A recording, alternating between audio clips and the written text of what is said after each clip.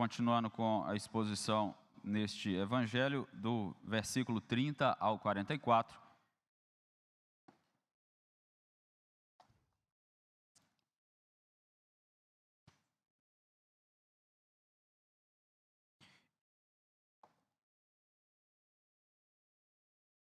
Farei um pouco diferente hoje, nós passaremos versículo por versículo, e eu farei a leitura dos primeiros versos e depois os irmãos mantenham a Bíblia aberta para acompanhar a leitura dos demais no decorrer da exposição. Marcos capítulo 6, verso 30 e 32 inicialmente, assim diz a palavra do Senhor. Voltaram os apóstolos à presença de Jesus e lhe relataram tudo quanto haviam feito e ensinado. E ele lhes disse: vinde repousar um pouco à parte num lugar deserto, porque eles não tinham tempo nem para comer, visto serem numerosos os que iam e vinham. Então foram sós no barco para um lugar solitário. Oremos mais uma vez. Senhor nosso Deus e Pai, como nós acabamos de cantar, o Senhor, nós precisamos do Senhor, precisamos de Ti. O Senhor é a nossa provisão, o Senhor é o nosso sustento, o Senhor é quem nos guia pelas veredas da justiça. Senhor, continue a sustentar a igreja, o povo do Senhor. E agora, ó Deus, continua a falar conosco, mediante a instrução da Tua palavra e a ação do Teu Espírito em nosso coração. Nós te pedimos assim em nome de Jesus. Amém. Essa passagem fala da primeira multiplicação de pães e peixes. E essa semana nós tivemos um debate nos meios de comunicação, na internet, de quantos milhões de pobres nós temos no nosso país. Então, uma leitura atualizada, atual nem sempre é bom, né? Mas pode alguém olhar para esse texto e dizer: veja bem, Jesus multiplicou pães e peixes, então ele pode acabar com a pobreza do nosso país, ele pode acabar com a pobreza do mundo. Bom, esse texto não fala sobre acabar com a pobreza mundial. Esse texto ele não fala a respeito de não deixar ninguém no mundo com fome. Esse texto fala de coisas mais profundas. Jesus disse aos seus discípulos: os pobres vocês sempre os terão convosco. E a igreja ela tem um papel sim de contribuir para mitigar de alguma maneira a pobreza, a fome, mas há uma limitação para a igreja também, porque o papel primeiro dela não é esse. Esse texto ele vai apontar para a realidade que Jesus é a provisão, com ou sem pão. Aqui tem a multiplicação de pães, e nós vamos entender um pouco nessa manhã que não só esse milagre, mas todos os milagres que Jesus realizou eram sinais que apontavam para a sua divindade, para a sua majestade, para o seu poder, apontavam para a sua glória e para a capacidade e a disposição do nosso Senhor de suprir necessidades. Os milagres não tinham a finalidade em si. Tanto que mais adiante o evangelista João relata no capítulo 6, que é o texto paralelo aqui, que as multidões voltaram até Jesus e ele diz para elas: vocês vieram por causa do pão. E não é esse o objetivo. O objetivo é que elas fossem até Jesus Cristo entendendo que Ele é a única provisão a qual elas de fato necessitam. Esse é o tema da mensagem nessa manhã: Jesus é a provisão. Nós lemos no verso 30 que os apóstolos voltaram à presença de Jesus. Este voltar à presença de Jesus está relacionado ao que eles fizeram no verso 7 ao verso 13, quando Jesus os instrui a sair nas aldeias, pregando o evangelho, curando, expulsando demônios. Então eles voltam até Jesus, então Jesus os chama para repousar. Pode projetar o mapa aí, por favor? A gente sempre fala do Mar da Galileia, e eu queria mostrar o mapa para os irmãos, porque muitos dos acontecimentos de Jesus ocorrem em torno do Mar da Galileia. Então nós temos ali Cafarnaum, pouco acima de Betsaida, Júlias, é naquela região que eles estão. E eles vão atravessar o mar para Betsaida, que está ali abaixo do ponto 9. Neste local, pode manter o mapa aí, foi rapidinho, isso. Então eles vão fazer essa travessia, por isso Jesus os chama, na região de Betsaida, há um local mais deserto, e eles vão atravessar o mar da Galileia, que é esse grande lago que os irmãos estão vendo na imagem. Agora pode tirar, à noite nós voltamos com o mapa. E Jesus então os chama porque eles já estavam cansados, não tinha tempo nem para comer, as multidões estavam ao seu redor. Se você ler o capítulo 5, o capítulo 6, eles estão indo de um lado para o outro, as multidões acompanhando. Tem a ressurreição da filha de Jairo, tem a cura de uma mulher com fluxo de sangue, tem a pregação em Nazaré, tem vários acontecimentos subsequentes na vida de Jesus e dos apóstolos. Eles não têm tempo nem para comer, como diz o texto. E eles atravessaram então aquela região de Cafarnaum até Betsaida no barco. E aí no verso 33 e 34, nós vamos ver a reação da multidão. Veja comigo o verso 33. Muitos, porém, os viram partir e, reconhecendo-os, correram para lá a pé de todas as cidades e chegaram antes deles. Ao desembarcar, viu Jesus uma grande multidão e compadeceu-se deles, porque eram como ovelhas que não têm pastor, e passou a ensinar-lhes muitas coisas. Meus irmãos, aquela multidão de mais de 5.000 pessoas, viu Jesus com os discípulos no barco e começaram a correr em torno do lago, em torno do mar da Galileia. Segundo informações geográficas, eles correram aproximadamente 16 quilômetros até chegar em Betsaida. Enquanto a travessia que Jesus fazia dentro do lago era de cerca de 6 quilômetros. Aquelas pessoas correram muito. Elas estavam desesperadas, elas estavam sedentas. E elas olhavam para Jesus, e nós sabemos que havia variadas concepções acerca de quem era Jesus, mas elas olhavam para ele como a única esperança que elas tinham. Alguns olhavam para Jesus apenas como um grande mestre, um grande profeta. Outros olhavam para ele como a ressurreição de João Batista. Outros o seguiram porque viram os milagres, porque se alimentaram, porque participaram de todo aquele movimento. E talvez tinha gente correndo ali até porque os outros estavam correndo também. Mas o fato é que eles percorreram cerca de 16 quilômetros para encontrar Jesus Cristo. Independente do motivo, isso revela uma grande disposição daquelas pessoas de estarem com Jesus. Só que a questão é que Jesus queria descansar com os discípulos, queria uma refeição tranquila. E quando eles estão chegando à margem de Betsaida, Jesus e os discípulos já estão visualizando a multidão. Eles chegaram antes. E aí o que Jesus faz? O texto nos diz que Jesus se compadece, ele tem compaixão, ele tem misericórdia daquelas pessoas. Isso não é simplesmente um mero sentimento humano, é a compaixão do Messias, é a compaixão do Salvador, daquele que se identifica plenamente com a nossa humanidade, é a compaixão daquele que conhece o coração de cada uma daquelas pessoas da multidão e olha para as suas necessidades. E Jesus então tem compaixão delas. Ele olha para elas e diz: eles são como ovelhas que não têm pastor. Essa expressão, ela é tirada da profecia de Micaías, lá no primeiro livro dos reis. Quando Israel vivia um tempo conturbado e haviam muitos falsos profetas, que deveriam, na verdade, os profetas que deveriam ensinar a palavra do Senhor ao povo, estavam vivendo em falsidade. E aí Micaías, usado por Deus, usa essa expressão. As pessoas estão como ovelhas que não têm pastor.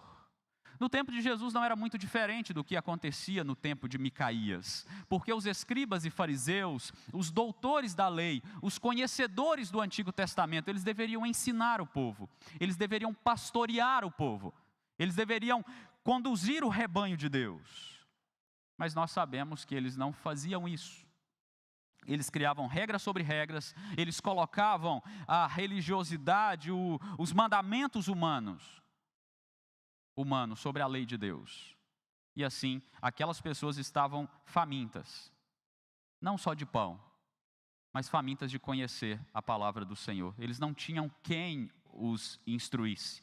Ovelhas sem um pastor que as guiasse. Eles precisavam receber ensino. Eles precisavam do socorro do Senhor. O verso 34 diz que ele passou a ensinar-lhes muitas coisas. Mateus e Lucas registram que, além de ensinar, Jesus curava quem precisava ser curado. O ministério de Jesus era sempre acompanhado dessas questões. Ele ensinava, mas ele curava e ele atendia às necessidades mais básicas. O que aquelas pessoas necessitavam, irmãos? Pense bem. Era de cura?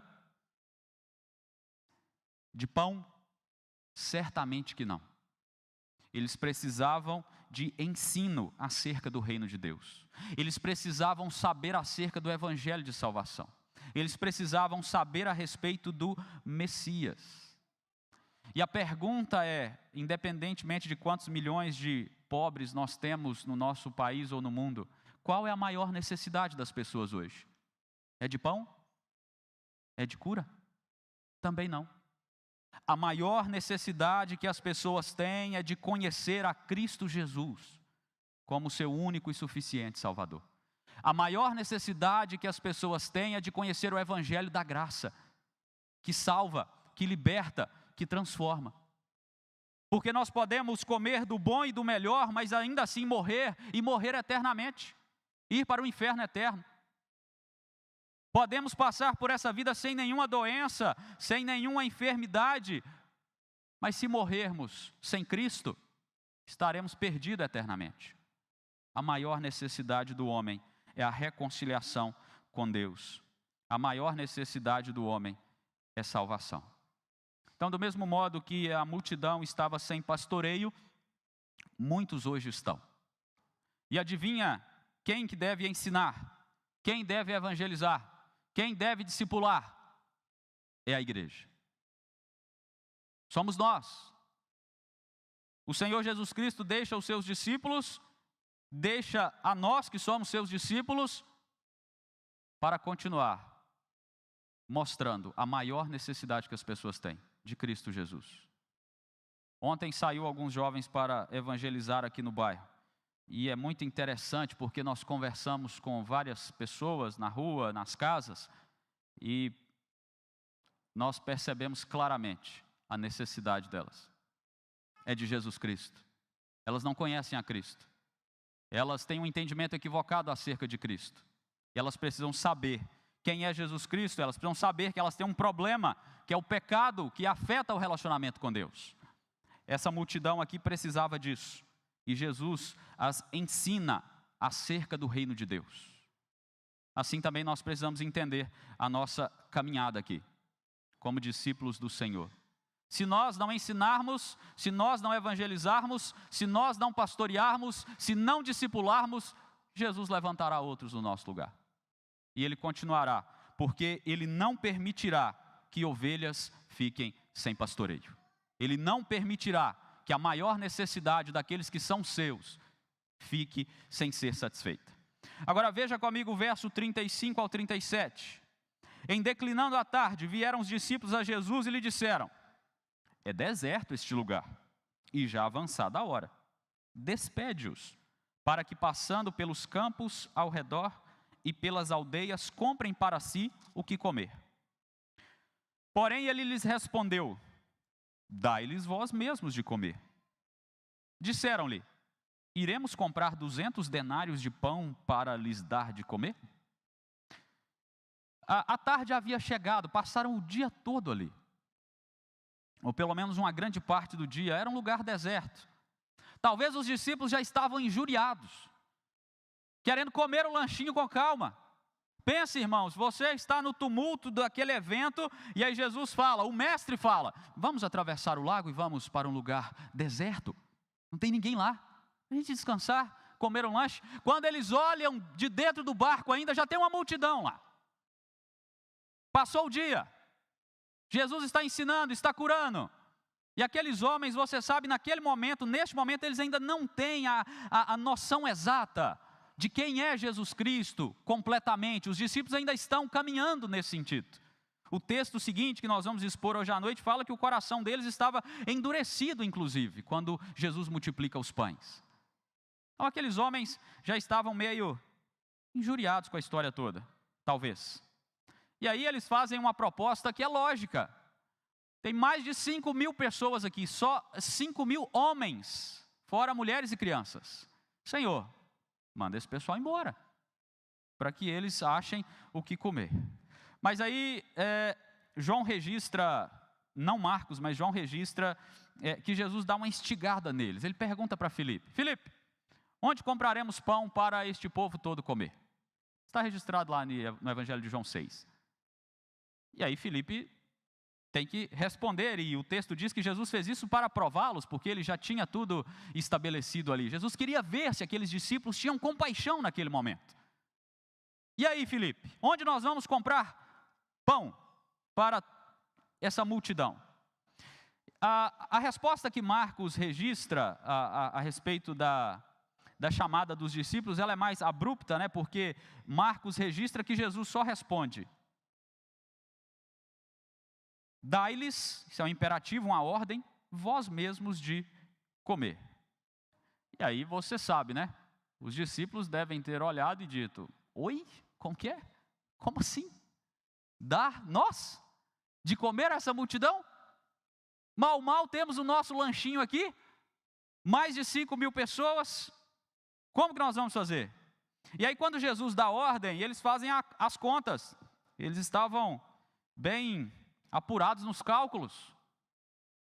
200 denários, 200 dias de um trabalhador, quase um ano de trabalho, para alimentar cerca de 5.000 pessoas, ou mais de 5.000 pessoas, era muita gente. No verso 38, nós lemos que Jesus então responde: quantos pães tendes? Ide ver. E sabendo eles, responderam: 5 pães e 2 peixes. O evangelista João registra que André arrematou ainda quando eles respondem isso. Nós só temos 5 pães e 2 peixes. O que é isto para tanta gente? Nada. Parece que aqueles homens, eles estavam meio que desesperados, porque Mateus registra também que eles disseram assim: nós só temos 5 pães e 2 peixes. É só isso que temos. O dia já avançou, nós estamos cansados, nós já pedimos o mestre para despedir a multidão, e ele falou para a gente dar de comer, então só tem isso. Não tem mais nada. Parece que havia um desespero naqueles homens, e a conversa avançava e Jesus não parava de falar sobre aquilo, sobre alimentar a multidão. Mas eu quero que vocês percebam algo aqui. Aqueles homens, eles viram Jesus transformar água em vinho.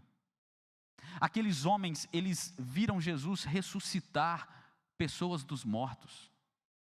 Aqueles homens estavam com Jesus a tarde inteira, vendo-o ensinar e curar pessoas. Mas aqueles homens, naquele momento da caminhada deles, conseguiram olhar apenas para as circunstâncias, para as limitações, para o problema. São mais de 5.000 pessoas e só tem 2 peixes e 5 pães. Eles só conseguiram olhar para onde o nariz apontava. Nós precisamos entender e admitir que muitas vezes nós também somos assim. Nós olhamos apenas para a circunstância, para o problema, para a limitação. Nós temos o testemunho da Escritura, que nos diz que o nosso Deus é o Deus da provisão, que é o Deus Todo-Poderoso, que é o Deus que conduz todas as coisas com a tua mão poderosa, soberana, mas muitas vezes nós abaixamos a cabeça e olhamos só para os problemas. Não confiamos no Senhor como deveríamos confiar. E a minha oração é que você levante a sua cabeça e olhe além dos problemas que cercam a sua vida. Olhe para Jesus Cristo, olhe para aquele que de fato é a sua provisão. Ele não dorme, irmãos. O Senhor Jesus Cristo, Ele sabe da sua necessidade, Ele cuida de você. Ele sustenta a sua vida. Então pare de olhar para o problema. Você precisa olhar para o que há disponível diante de você e enxergar que Deus fará da maneira que Ele quiser, é lógico, mas Ele trará a provisão necessária, no tempo necessário, na hora necessária. É isso que Ele faz. O verso 38, Ele fala: o que é que vocês têm aí? Vejam o que vocês têm. Jesus poderia ter feito o pão nascer assim, ó, do nada. Mas ele resolveu usar o que eles tinham na mão. Era um teste de fé também. Este momento aqui nos lembra do segundo livro dos Reis, quando Eliseu faz um milagre semelhante, o azeite da viúva. Quem já leu se lembra disso. Ela só tinha uma botija de azeite em casa, e ele fala com ela, vai, busca vasilhas nos vizinhos, e ela começa a derramar aquele azeite, e as vasilhas se enchem, então ela consegue resolver o seu problema. Nós precisamos nos lembrar que Deus, ele não tem nenhum impedimento com poucos recursos. Entenda isso. Deus trabalha até mesmo com poucos recursos. Então, às vezes a situação é limitada, às vezes você tem apenas uma chance, às vezes há escassez de recursos materiais mesmo na sua família, às vezes você tem pouca coisa para algo muito grande que precisa ser feito, às vezes, pensando na área da saúde, a medicina diz que só está por um fio, mas nós precisamos nos lembrar e pensar, o que é isso para Jesus? Não é nada, não é um impedimento. Poucos recursos não são impedimentos para o que Jesus vai fazer. Seus planos não podem ser frustrados. O que Ele quer fazer, Ele fará, com ou sem recursos. E nós precisamos crer que Jesus Cristo age dessa maneira soberanamente, porque Ele é o Deus da provisão. Veja que Jesus, Ele não recrimina aqueles discípulos. Jesus, Ele não condena os seus discípulos, mas Ele vai ensiná-los, fazendo um milagre que aos olhos daqueles homens era espetacular. Veja o verso 39 e 40. Então Jesus lhes ordenou que todos se assentassem em grupo sobre a relva verde, e o fizeram, repartindo-se em grupo de 100 em 100, de 50 em 50. Mas antes do milagre tem um aspecto interessante aqui. Você sabe que o nosso Deus é um Deus organizado, Ele põe ordem no caos, Ele criou todas as coisas, Ele fez tudo perfeito. Então, Ele vai fazer um milagre, você pode observar isso nos milagres que Jesus fez. Ele põe ordem nas coisas primeiro, Ele acalma a situação. Ele estabelece ali um ritmo de tranquilidade para as coisas acontecerem. Pensa, irmãos, uma multidão faminta já, cansada, estressada, é criança chorando, é adulto reclamando, é aquele calor da Palestina. E aí Jesus Cristo, Ele não começa a multiplicar pães e peixes no meio daquela bagunça toda. Obviamente que o se assentar de 50 em 50 também contribuía para a distribuição ser mais fácil. Mas há um princípio aqui importante, o nosso Deus, Ele é organizado, Ele faz as coisas de maneira organizada. Então Ele põe aquela multidão para se assentar, ficam todos tranquilos, e Ele vai fazer algo mais adiante aqui, que é o milagre propriamente dito, mas aqui também há um ensinamento precioso no verso 41, tomando Ele os 5 pães e os 2 peixes, erguendo os olhos ao céu, os abençoou, e partindo os pães, deu-os aos discípulos para que os distribuíssem, e por todos repartiu também os 2 peixes. Jesus ergueu os olhos ao céu. Essa era uma maneira comum de se fazer uma oração. Quando Jesus ressuscitou Lázaro, Ele ergueu os olhos ao céu. Quando Jesus termina de se despedir dos seus discípulos, em João capítulo 17, Ele ergue os olhos ao céu também. Ele olha para o Pai, Ele focaliza o trono de Deus que está acima dos céus. Ele direciona o olhar da multidão para o Pai. Imagine aquele pessoal todo sentado, e todo mundo sentado é mais fácil de olhar um ponto fixo. Jesus é o ponto fixo daquela multidão. E aí de repente Jesus pega os pães e os peixes e olha para o céu. Duvido que, se você estivesse lá, você não tinha olhado para o céu também. As pessoas devem ter olhado para o céu, e essa é a intenção, que eles olhem para o Pai, eles olhem para aquele que é a provisão. E depois que Jesus dá graças, Ele começa a distribuir, e as pessoas se voltam com o seu olhar para Jesus, porque Ele também é a provisão, Ele é o Deus da provisão. Jesus então parte o pão e os discípulos fazem a distribuição. Isso passa nas mãos dos discípulos, não só porque eles são os auxiliares de Jesus, mas há um outro ensino aqui também. É esses discípulos que vão continuar com o ministério depois da partida de Jesus. E as pessoas precisam reconhecer que esses homens representam a Jesus Cristo. Eles estão lá, eles não fazem o milagre, eles participam da distribuição. Eles participam daquele momento. E é interessante que nenhum dos 4 evangelistas, esse é um dos milagres mais relatados, porque os 4 registram, trazem detalhes de como foi este milagre. Só dizem, Jesus orou e começou a distribuir. Sobrou 12 cestos de pães e pedaços de pães e de peixes. Eles só testemunharam o que eles viram ou o que ouviram. Ele multiplicou pães e peixes de maneira sobrenatural. Cristo transformou aqueles 5 em milhares, aqueles 2 em milhares. Isso também tem a ver com a sua obra de recriação. Ele criou lá no passado, mas agora ele veio para recriar, para transformar. E este fato, irmãos, ele aponta para a obra transformadora de Cristo. Os milagres não apontam para a sua majestade, para a sua divindade, para o seu poder. Então, os milagres, eles não têm uma finalidade em si. Eles apontam para o ministério messiânico de Jesus Cristo. O milagre de multiplicação de pães também se deu com Eliseu, lá no livro de 2 Reis. O milagre de multiplicar um pão, também podemos citar aqui o maná no deserto. O pão do céu do deserto. O maná no deserto, a multiplicação dos pães na mão do profeta Eliseu, as 2 multiplicações de pães e peixes que Jesus fez aqui, está relatado nos evangelhos, tudo isso aponta para a realidade central destes milagres, que Jesus é o pão da vida. É isso que as pessoas precisam entender. E é isso que João vai relatar no seu evangelho, quando ele registra este milagre. Depois que Jesus faz esse milagre, sai daquele lugar, as multidões vão atrás dele, e ele diz para elas, vocês vieram por causa do pão, agora eu é quem sou o pão da vida. E aí está registrado lá, o que vem a mim jamais terá fome, o que crê em mim jamais terá sede. João 6,35. Não entenda errado a lição do milagre. O milagre não é sobre pão, é sobre salvação. O milagre não é sobre a vida sendo alimentada aqui na sua necessidade básica, é sobre a vida eterna. O milagre, ele tem a ver não com o evangelho social da igreja, as pessoas confundem isso.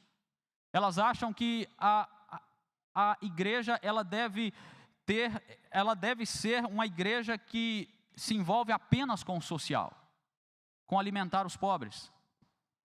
A igreja é mais do que isso. A igreja é o posto avançado de proclamação do reino de Deus nessa terra. A igreja é a voz profética que fala às nações. A igreja, ela participa, logicamente, ela contribui com a ação social. Mas esse não é o alvo dela primário. Então nós não podemos entender errado o milagre. A igreja, ela participa, ela tem departamento de ação social, ela tem diaconia, ela trabalha em várias frentes para mitigar as necessidades básicas. Mas primeiramente, ela aponta o pão da vida. Ela aponta a necessidade primária que as pessoas têm de salvação. Ela aponta o Salvador. Então este é o caminho. Apontar às pessoas a salvação, apontar para as pessoas, Jesus é o pão da vida, é dele que você precisa, é dele que você mais necessita. Apontar para as pessoas onde elas de fato encontram provisão para a necessidade que talvez nem ela percebe que tem. Você já viu isso? Nós olhamos e a gente faz um mapeamento da nossa vida e a gente enumera várias necessidades que a gente acha que tem, mas a maior delas é ter um relacionamento com Cristo Jesus. É viver sob a aliança, sob o reino com Cristo Jesus. Eu quero concluir, lembrando aos irmãos de 2 lições ainda que este texto nos traz. A primeira delas é que nada pega Jesus de surpresa. Então a sua necessidade ela não é uma surpresa para Jesus. Quando a multidão já está lá, Jesus está olhando do barco e ele vê a necessidade de cada uma daquelas pessoas. Então ele sabe qual é a sua necessidade e ele proverá. Ainda que não seja como você espera, ainda que não seja como você tem planejado, mas ele é o Deus da provisão. E ainda que você não receba provisão naquilo que você espera, se você crê em Jesus Cristo, como diz a Escritura, você jamais terá fome, jamais terá sede, porque você terá pão e água a jorrar da fonte da vida eterna, que é Cristo Jesus. A segunda lição que nós precisamos extrair aqui é qual é a maneira mais fácil do mundo enxergar a provisão de Deus hoje. A maneira mais fácil do mundo enxergar que Deus é provisão é através dos discípulos de Jesus, é através da igreja. Eu não estou falando simplesmente de você ajudar alguém, mas é isso também. Mas é principalmente você apontar para as pessoas quem é o pão da vida, quem é o alimento eterno, quem é o Salvador. Acho que foi o Spurgeon que disse que o evangelho é um mendigo apontando para outro mendigo aonde conseguiu pão. Acho que foi ele que falou isso. E é mais ou menos isso. Nós temos necessidade de salvação. O Senhor nos salvou. O Senhor nos sustenta com as suas mãos poderosas. E cabe a nós apontar para os outros onde esse pão da vida está. É Cristo Jesus, o nosso Senhor e Salvador. Ele é a provisão. Que assim caminhemos. Amém.